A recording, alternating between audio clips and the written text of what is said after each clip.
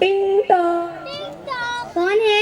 हम है। अस्सलाम वालेकुम, खैरियत? वालेकुम अस्सलाम, अल्हम्दुलिल्लाह। कहाँ से आना हुआ?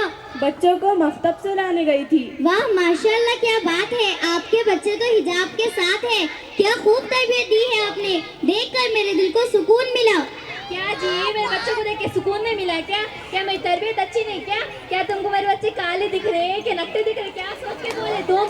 मेरे बच्चे मेरी जान है, मेरे जिगर के टुकड़े हैं, मेरे लड्डू है, मेरे पेड़े हैं, मेरे गुलाब जामुन है, मेरे कमल के फूल भी देखो तो कैसे खिल रहे हैं। ऐसी बात नहीं जी, आजकल के दौर में बच्चों की तरबियत पर बहुत ज्यादा ध्यान देना पड़ता है। ये तो मेरी आलिमा बेटी का कमाल है। हम बादे असर दीनी तालीम की मजलिस रखते हैं जिसमें बताया जाता है कि किस तरह बेहतर जिंदगी गुजारनी है। इन तमाम बातों पर खुसूसन तवज्जो दी जाती है। हाँ बहन, हमारी जिंदगी तो यूं ही गुजर गई मगर हमारे बच्चों की तरबियत नहीं हुई। हाँ, सबसे पहले दीन की तालीम, फिर दुनियावी तालीम। मेरे बच्चों को तो कितना कहती हूँ दीनी तालीम पर तवज्जो दो मगर सुनते ही नहीं। आपके लाड ने इनको खराब किया है। देखो तो कितना तैयार होकर आई हैं। हाँ देखो तो इनका ड्रेस, इनका मेकअप। हाँ आंटी जी, मेरा ड्रेस, मेरा मेकअप, और मेकअप में बहुत कुछ होता है। ऐसा क्या क्या होता है मेकअप में? ओहो, हमसे पूछ रहे हो मेकअप में क्या क्या होता है? आज तो बताने का मौका मिल ही गया है। दोनों बताएंगे, मिलकर बताएंगे, साथ बताएंगे और आप खुश भी होंगे। आंटी जी, मेकअप में तो बहुत कुछ होता है। Fair and lovely, foundation, mascara, eyeliner, lipstick. अभी तो बहुत कुछ रह गया है। Kajal, BB cream, CC cream, compact powder, concealer, makeup fixer. अब मेकअप पूरा हुआ। बहुत वक्त लगता है तैयार होने में। तैयार होने से मैं तो परी लगती हूँ, परी। अल्लाह अल्लाह, इनकी शरारतें तो देखो हद से ज्यादा बढ़ गई है। ना बड़ों का अदब न लिहाज रहा है इनमें। मैं तो समझा समझा कर थक चुकी हूँ। क्या जी, तुमने तो कहा था तुम्हारे पास पैसे नहीं है, तो ये सब कहाँ से आया? कपड़े, गहने, सैंडल। आंटी जी, वो भी हील की सैंडल है। अल्लाह, जरा बच्चों से सीखो, कितने अदब वाले हैं, बड़ों के दरमियान बात नहीं करते।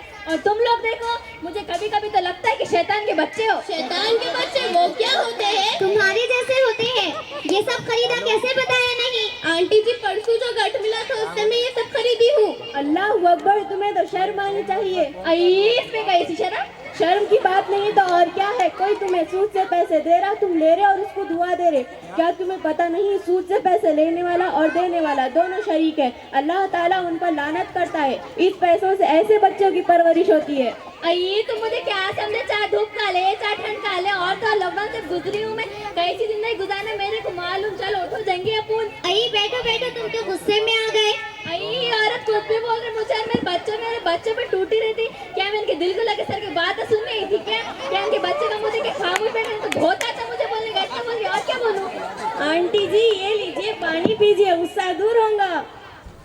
हम तुम्हें एक वाकया सुनाते हैं। एक खलीफा जिनका नाम उमर बिन अजीज था, वक्त के खलीफा बादशाह, एक दफा ईद के मौके पर जब घर के अंदर तशरीफ लाए तो इनकी बेटी ने मुंह पर कपड़ा बांधकर सलाम किया। मुंह पर कपड़ा बांधने की वजह पूछी तो कही कि घर में खाने को कुछ नहीं था, इसलिए मैं कच्ची प्याज खाई हूँ। अब्बा हुजूर, आपको तकलीफ होगी।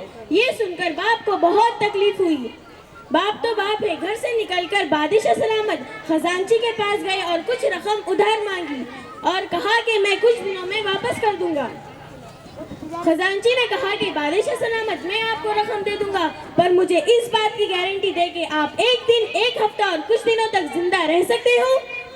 खलीफा फरमाते हैं कि हुजूर सल्लल्लाहु अलैहि वसल्लम ने फरमाया कि एक सलाम से दूसरे सलाम तक जिंदा रहने की गारंटी नहीं, और आप एक दिन, एक हफ्ता और कुछ दिनों की मोहलत दे रहे हो।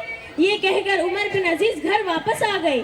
क्या ये सारी बातें घर में होने वाली मजलिस में सिखाई जाती है? जी हाँ, घर में होने वाली मजलिस में बहुत कुछ सिखाया जाता है, जैसे कि कुरान, फायदे, हदीसें, दुआएं और नमाज, और बहुत अच्छी तरह से तरबियत भी की जाती है। बात तो हिजाब के ताल्लुक से चल रही थी। मैं भी एक बात बताती हूँ। आप सल्लल्लाहु अलैहि वसल्लम की बेटी, हजरत अली की बीवी, हसन हुसैन की माँ, जन्नत में औरतों की सरदार हजरत फातिमा का हिजाब कुछ इस तरह से था कि पहनने के बाद बदन की बनावट नजर नहीं आती थी, अंदर कौन है मालूम नहीं होता था कैसे। और आजकल के हिजाब, अल्लाह अकबर, बदन की बनावट नजर आती है। ऐसे हिजाब नहीं के बराबर है। इसलिए हमें चाहिए कि अल्लाह हम तमाम की हिफाजत करे।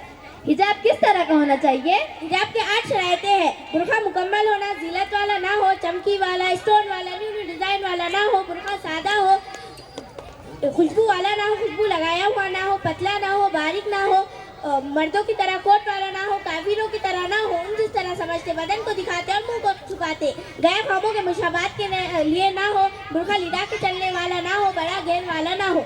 अल्लाह के नबी ने इरशाद फरमाया है कि जो शोहरत के लिए, दिखलावे के लिए लिबास पहनता है तो कल क़यामत में अल्लाह ताला उसे जिल्लत का लिबास पहनाएंगे। आज पता चला कि जिंदगी किस तरह गुजारनी है। आज से हम भी हमारे घर में मजलिस कायम करेंगे और इंशाअल्लाह हम भी हिजाब पहनेंगे। Thank you.